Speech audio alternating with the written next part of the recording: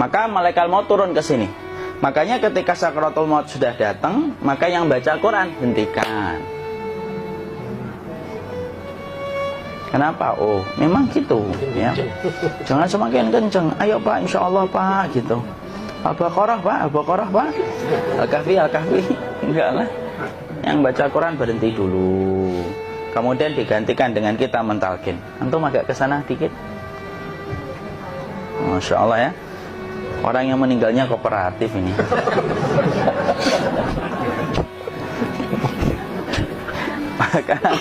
maka agak ke sini ya.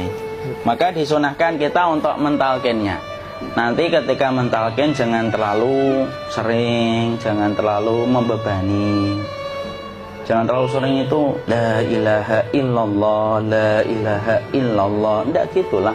Berat nanti dia ngerasakan. Di situ Imam Qurtubi juga menyampaikan, jangan terlalu sering karena itu memberatkan dadanya. Jadi ketika mentalkin, saya sampaikan, boleh diganti atau enggak Ustadz? Enggaklah, talkin itu ibadah. Ibadah itu tauqifiyah. Tauqifiyah itu enggak usah diganti. Karena Rasulullah mengatakan, lakinu ala mautakum la ilaha illallah. Talkin orang yang meninggal di antara kalian dengan la ilaha illallah. Enggak usah diganti Allah Ustadz yang lebih singkat, lebih pendek. Enggak usah. Subhanallah Ustadz, enggak usah. Kenapa? Karena talqin sudah ditetapkan ucapannya oleh Nabi, begitulah kita mencontohnya. Jadi tidak usah diganti. Cara mentalqin, jadi kalau keadaan sudah tenang, tolong kalau sudah sakaratul maut jangan ditinggalkan. Karena sesungguhnya pertempuran setan itu pada detik-detik kematian semacam ini, dan betul-betul berusaha untuk menjadikan dia murtad. Nanti makanya di situ di buku nanti dibahas kan, pertempuran setan itu sampai detik-detik orang mau mati itu sudah ayo kufur, murtad aja tuh, kamu sakit kan? Nah, itu kayak gitu. Makanya jangan ditinggal. Capek gitu kok nggak meninggal gitu ya. Udah gantian mas. Dan jangan kemudian meninggalkannya. Ah mangkat dulu gitu. Enggak lah, janganlah. Terus ditampingi terus. Kalau bisa ya sudahlah, berikan waktunya kita untuk sementara waktu itu betul-betul berkhidmah kepada orang yang kita cintai terakhir kalinya. Cara kita kemudian mentalkin adalah, yaitu adalah di sebelah kanannya la ilaha illallah. Biarkan dia mencerna dulu, tidak usah buru-buru kemudian kita langsung nimpali lagi. Dia mencerna dulu sembari kita doakan, peluk, ya Allah dimudahkan gitu. Kalau ada orang yang bisa ngucapin la ilaha illallah, itu siapa yang memberikan itu Ustaz? Yang memberikan kekuatan Allah Pak. Karena ngomong aduh aja sudah tidak mampu. Makanya Allah berfirman dalam surat Ibrahim, yusabbitullahu alladhina amanu bil qawli tsabit fil hayatid dunya wa fil akhirah. Allah teguhkan perkataan orang yang beriman dalam kehidupan dunia dan akhirat. Dunia itu ya ketika menjelang kematiannya. Makanya dia bisa ngomong la ilaha illallah. Sebenarnya ngomong aduh aja udah gak mampu. Kalau bisa ngomong, dia pasti ngomong aduhnya dulu. Tapi Allah yang menggerakkan. Ngomong la ilaha illallah. Makanya mangkana akhiru kalamihi la ilaha illallah dakhalal jannah. Barang siapa akhir kalamnya itu adalah la ilaha illallah, pasti masuk surga. Makanya kita lagi la ilaha illallah. Dah, cerna dulu. Tidak usah minta diburu-buru ya. Tidak usah gini. Ayo la ilaha illallah. Ayo.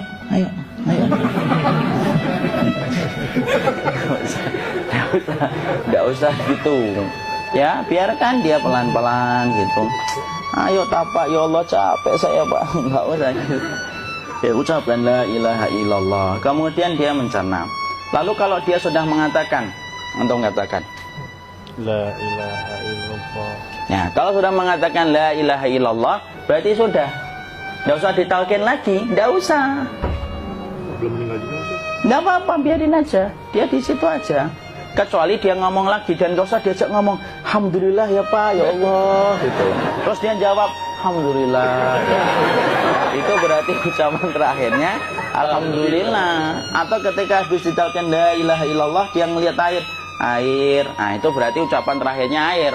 Talkin lagi. Nggak usah marah. Aduh Pak minta air. Kuncinya. Mau minta air nanti aja dikubur gitu loh. Jangan gitu. Biarin aja. Jangan kemudian setelah la ilaha illallah La ilaha illallah. Terus, ayo tutup, awas ya ngomong lagi ya. Nggak usah gitu juga.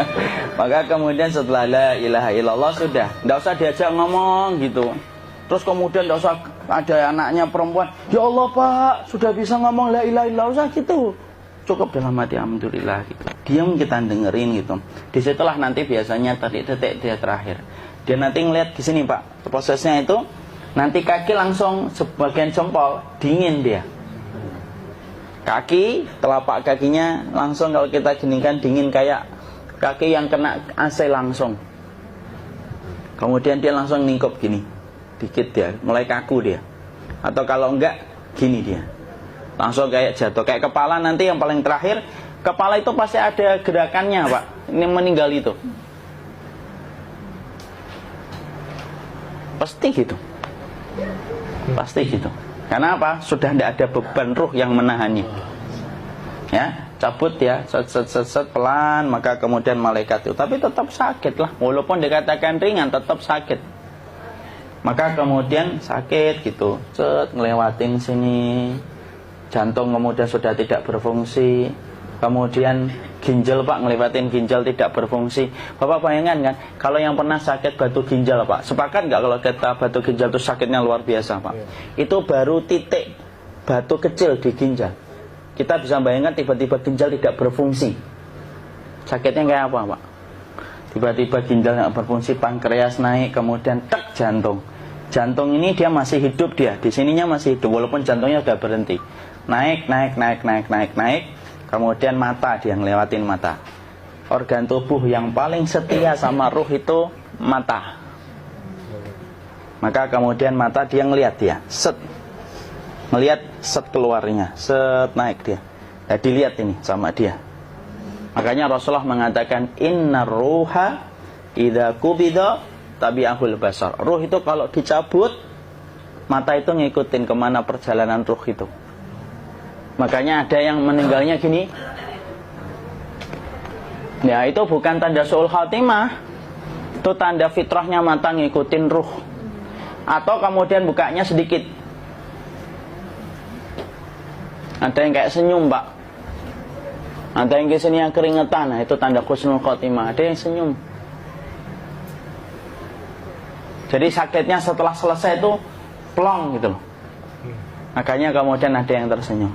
Maka itu tanda. Kalau kita ngelihat orang yang membuka mata kayak gini, tidak usah takut. Cepat-cepat kemudian kita nanti tutup. Biasanya kalau terlalu lama, itulah yang menjadikan ini tidak bisa ditutup. Makanya harus pakai kapas akhirnya. Karena apa? Karena pas meninggal nggak langsung ditutup. Biasanya karena perawat takut, dokternya juga nggak tahu itu, dibiarin itu. Makanya ada beberapa mata yang ditutup pakai tensoplas kan? Sebenarnya kalau langsung bisa nutup dia, fitrahnya nutup mata itu. Jadi kemudian kita baca Allahumma firlahu warhamhu wa'afihi wa'fuanhu atau bismillah wassalatu wassalamu ala rasulillah, tutup.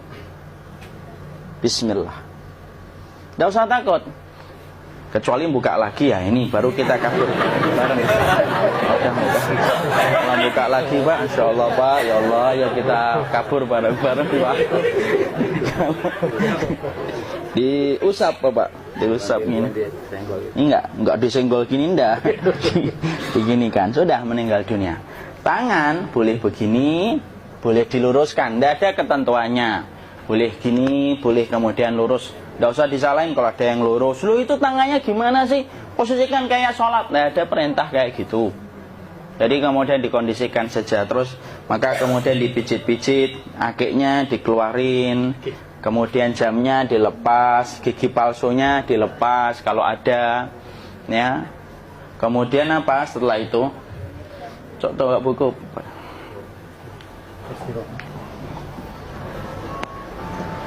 Kemudian kalau bisa awal-awal kemudian taruh buku atau sesuatu yang agak berat di perutnya ketika baru meninggal dunia. Kenapa kemudian ditaruh kayak gini? Bukan apa-apa, supaya membantu sisa-sisa pencernaan dia untuk keluar.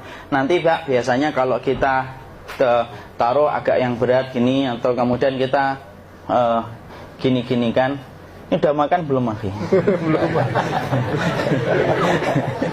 Udah makan belum makan kok udah gede ya. Maka pencet-pencet kayak gini biasanya nanti ketika dimandikan, nah pas dimandikan